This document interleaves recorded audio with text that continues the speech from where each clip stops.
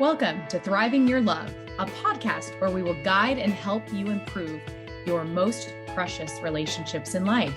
This podcast is produced and hosted by certified emotionally focused therapist Claudio Vargas Silva, licensed marriage and family therapist, and Trisha Kim Walsh, also licensed marriage and family therapist.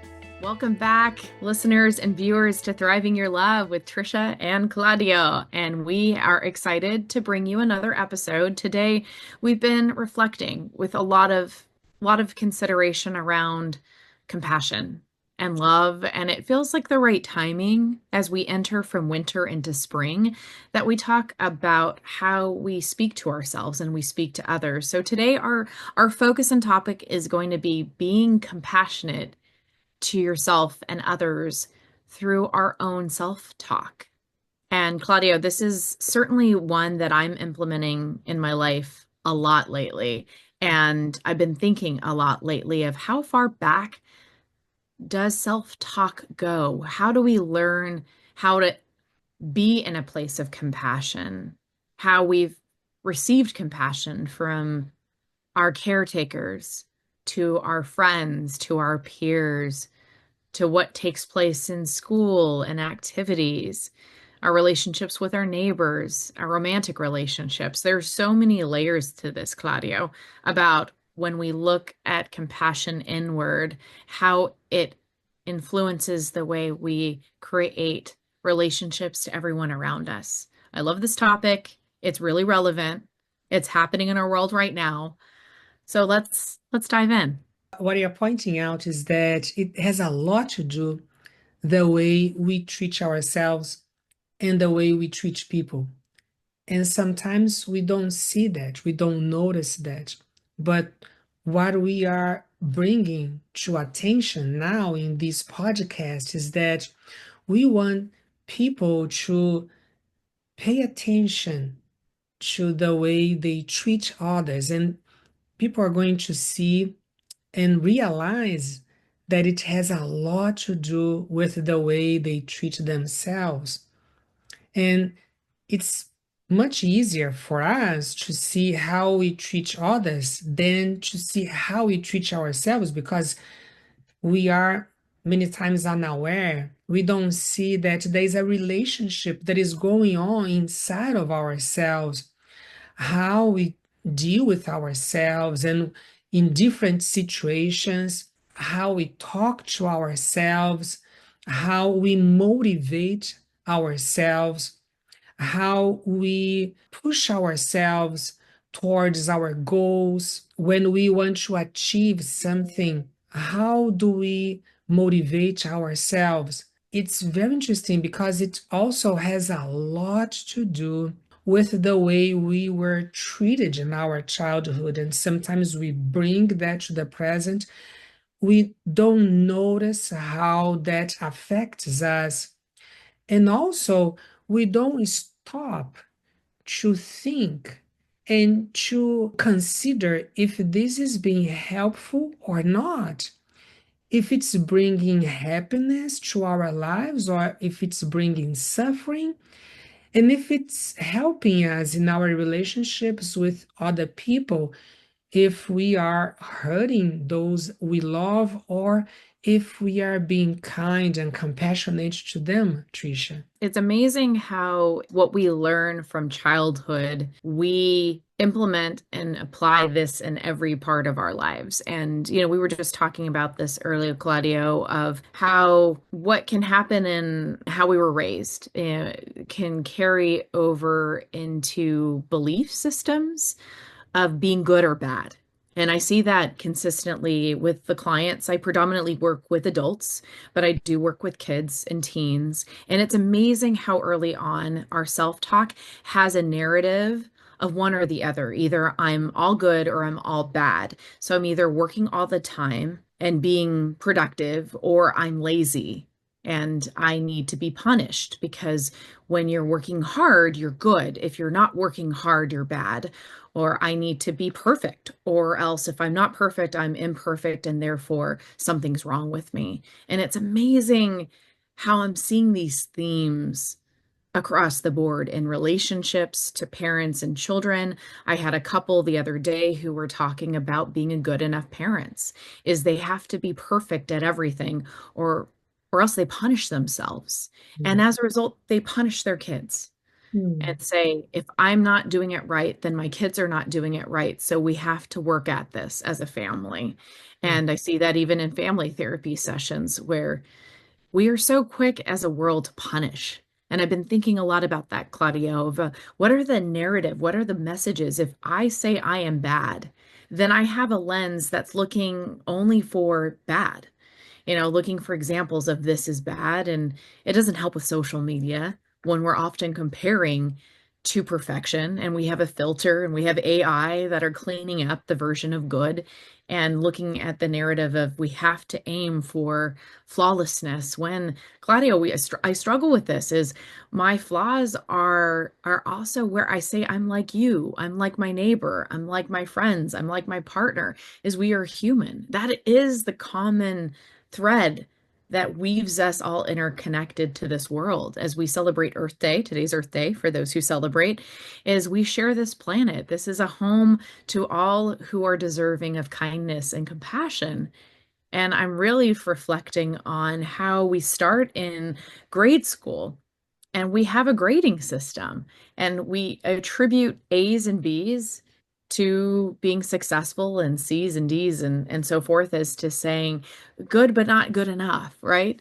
And what is the self-talk there, Claudio? Something that really helps us as therapists is that when we are being trained, one thing that we do is that we record our sessions and then we can see how we talk, like the tone of voice and how our face looks. So we are being very intentional. We are paying attention to the way that we are treating our clients. And then we get suggestions from other therapists, from supervisors that helps us. And Tricia, with so many years that I have had supervision, it has helped me a lot to fine tune the Mhm. way I am treating others. Yeah. For example, you imagine how it would be if in our daily lives we would record ourselves talking to our children, talking to our partner, talking to the closest people in our lives because they're the hardest ones sometimes for us to deal with. Sometimes we can be very kind and polite to people outside, but it's hard sometimes to the closest ones, right? So if we would look at the recording, what would we see? And we cannot, unfortunately, record how we self talk. Because if we think like there is a way that we talk to ourselves, when we talk to ourselves, we have a tone of voice, we have faces, and we cannot see, but we can see the way that we treat people. The interesting is that it's similar, and sometimes we treat ourselves even worse. We can be really harsh, critical, we can be very controlling, demanding, authoritarian, and then we wonder, where did it come from? So I have seen helping parents Hmm. because I have worked with families a lot. When I talk to them about treating their children with compassion, being kind to their children, learning how to ask instead of giving orders, and treating their children not in a position of power, because this humiliates their children. Some parents, they think this wouldn't work. They think they would lose their authority. So they think that they need to be harsh. So this is the way they will have authority. But what happens, Trisha, is that where does that belief come from? That belief generally comes from the way they were treated when they were children. And it's hard for them to remember how they felt back then. Mhm. Sometimes they try to paint a rosy picture that they were very happy, but in some way they got disconnected because there is a while that they have been children. But what I see when I talk to children, when I have my own clients, because I love helping kids, and I have some teenagers, and they talk to me about the pain they feel, how they feel so sometimes disrespected, humiliated, and how they come to my office sometimes crying because of the way that a parent talked to them. So they are in pain and they don't like the way they are being treated. But if you put some years now and that child grows and becomes an adult and becomes a parent and has their own children, they probably might treat their children the way they were treated.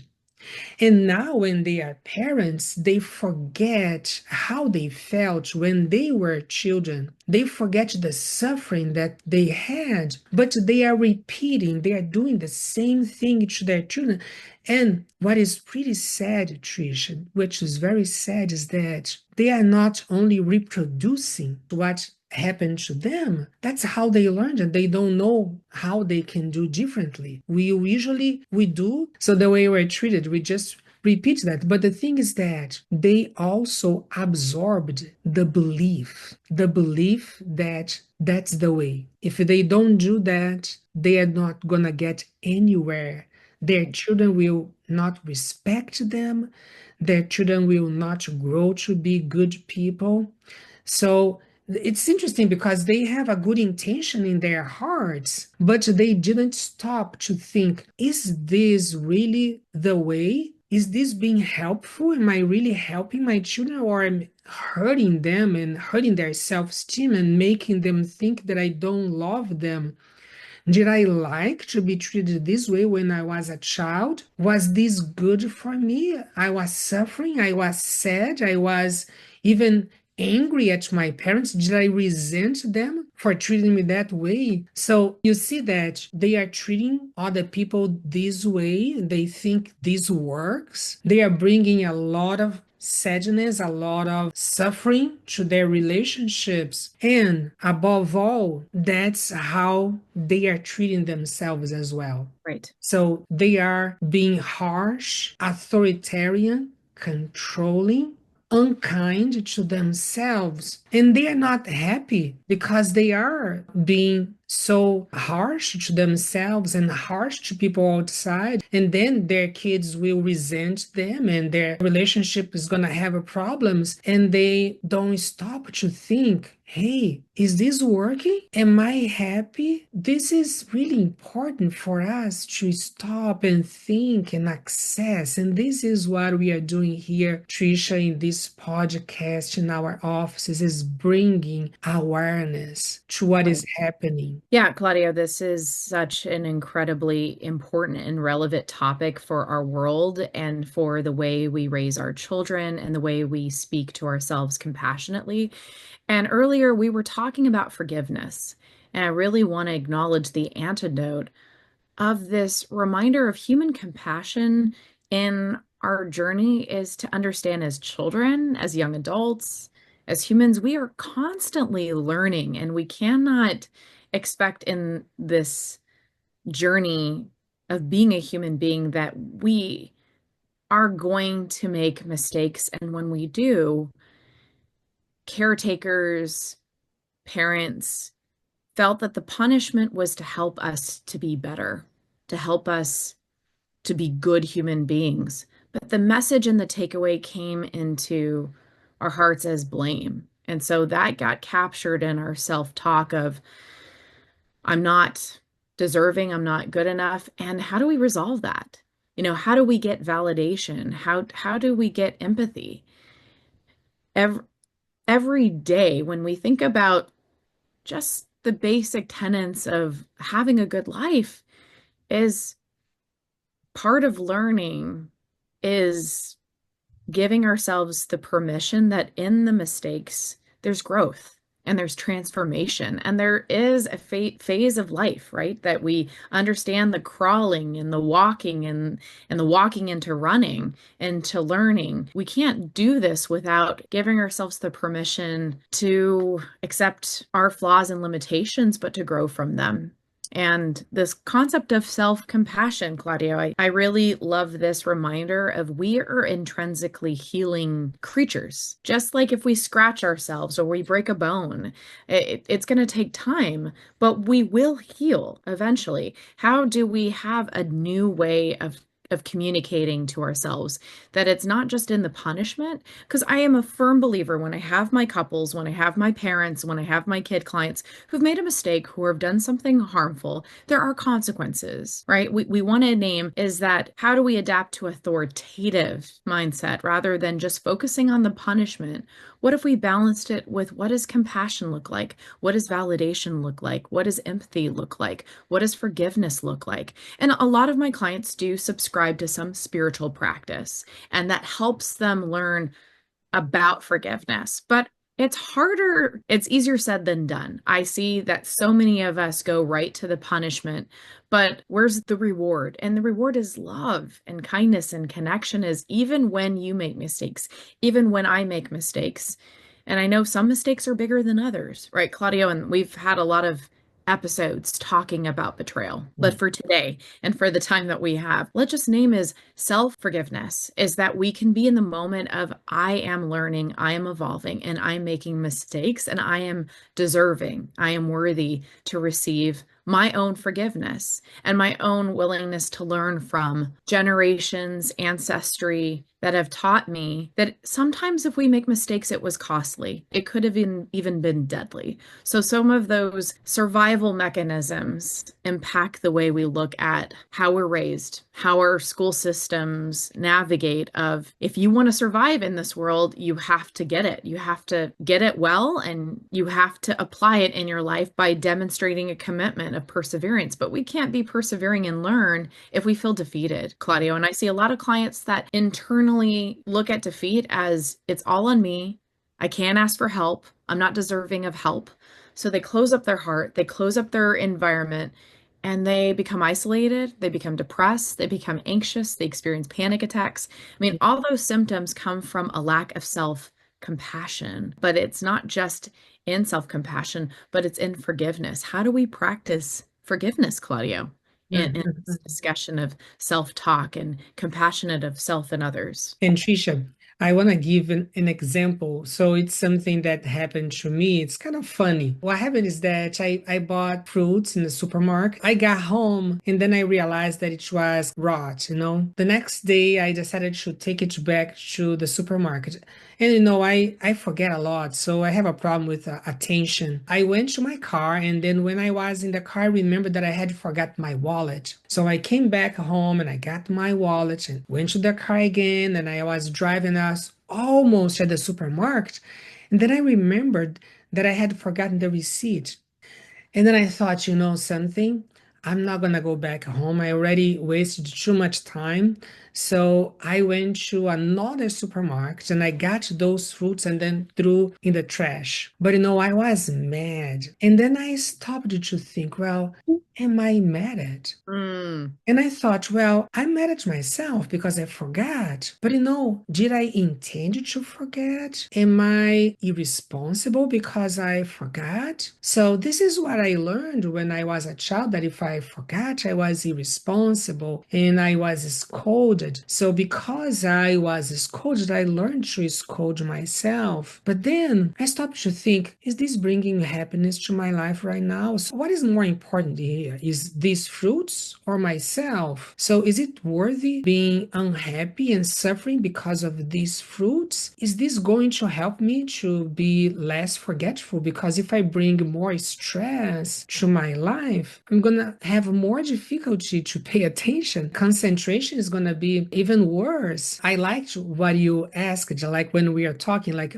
how can we heal that? Because I think it happens to many of us. We can sometimes, get upset at ourselves, and we can be harsh. And if we look into ourselves and the way we talk to ourselves in those moments, the way we look to ourselves, the face that we make to ourselves, that I said it might resemble the ones who cared for us in our childhood, right? But the thing is that what I thought is, first of all, I needed to have compassion to me as a child. What happened to me? I had a really difficult childhood. I suffered a lot. First of all, is having compassion towards that child that still lives inside of me and that is healing. And also compassion to this moment. Because at this moment, when I forget the receipt at home and I get mad at myself, I am suffering. And I need to have compassion towards my suffering, towards myself. And this compassion can help to change this, to revert this, and maybe become more accepting, more forgiving, more patient, become kinder. And when we start doing this, treating ourselves with this compassion and acceptance and kindness, we are going to see that we are going to be able to reproduce these also to those around us. And we are going to see that the power of compassion, the power of acceptance, and we can change and make ourselves happier, and also creating a happier environment around us. Yeah, that's beautiful, Claudio. That's powerful to reflect on something so simple can be something so complicated of kindness is healing. This is an internal wisdom that our ancestors have passed along to us is that we share a world and we remain in some form of peace, whether it's inner peace or external peace, through acts of kindness. And I think often about the beauty of our world that we get to share a planet where there's so many different climates, so many different ethnic groups, so many different languages, that we are more powerful as a world when we're practicing a common thread that universally exists all around us, and that is kindness. And kindness can also be reminded. I'm going to make a bold statement. I think it's true, Claudio, is we all suffer as humans at some point in our lives. We'll all experience some kind of trauma, that our traumas and our pain matter, and we deserve and need kindness. All of us deserve kindness. All of us need to give ourselves forgiveness. And I think most of all, we all need love, right, Claudio? Like, our practice is based on attachment science, and this is the science. This is what we know is true, is we are biologically willed to attach. So we are, in efforts to survive, we also thrive on love and thrive on healing, not only with others, but internally. The wisdom within is I deserve and I need kindness. So how do we practice that every day? There's many ways in which we can dedicate an internal practice of saying in the moment that you threw away the fruit, how powerful it was for you to have a different relationship to yourself, to go, it's okay that I was angry. It's okay that I have a moment, and you had a choice. I can blame myself and I can be mean and I can be in the suffering. And I can also be kind to myself and say, look at the effort I did to try to take care of myself, is that I went to the store to return the rotting fruit so I could get fresh fruit because I'm deserving of a product that I paid money for and that I wanted to advocate for myself. And I think those two truths can be possible, that you can feel the anger that I would be feeling exactly like you, Claudia. I've certainly forgotten so many things and have been so angry at myself.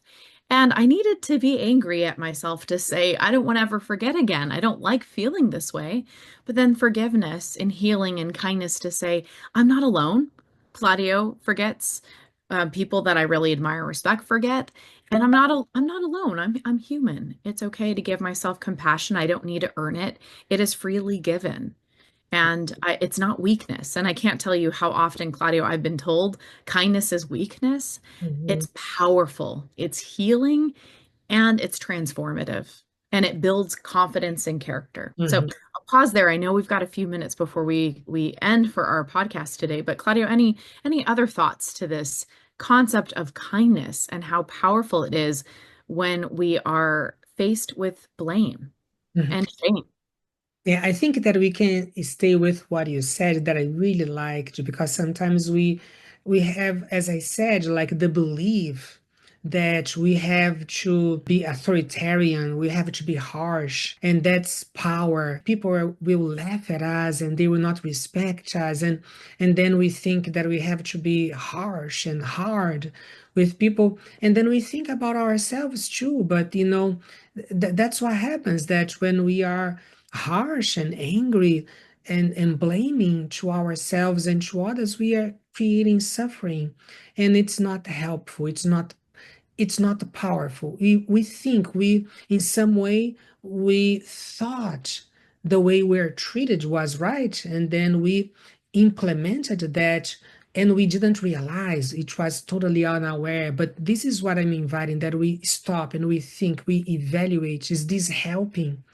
And then we see that the power is in love, in kindness, in compassion. Beautiful, Claudio. So, so beautiful. It's not working for us to be in a practice of hate, Claudio. We've been doing that for centuries as human beings. But what about a radical acceptance is we do it a different way? What if we spoke with self-compassion? And I thank you, Claudio, as always, for being able to find these excellent topics for our listeners, our viewing audience, because topics are so relevant to our daily practice. So with self-compassion, I love the phrase namaste, the peace in me sees the peace in you. So I send a namaste to our listeners and viewers and say, we are so thankful for all of you and hope that you practice self-compassion and self-kindness throughout your lives. Yeah. Thank you. Thank you. Thank you so much for tuning in with us today. We hope you'll join us soon again for our next episode of Thriving Your Love.